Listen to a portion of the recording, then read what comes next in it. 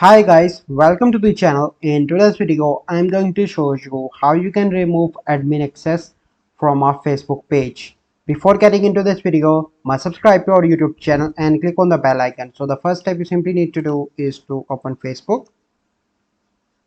Once you open Facebook, you simply need to select your page.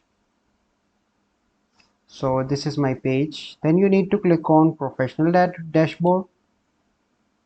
Here you need to scroll down and click on Page Access. So here you can see that I have the page access. So if you want to remove, you simply need to click on three dots, click on remove access. Here you need to enter your password and then you need to click on confirm. After removing access, you will automatically switch back to your profile.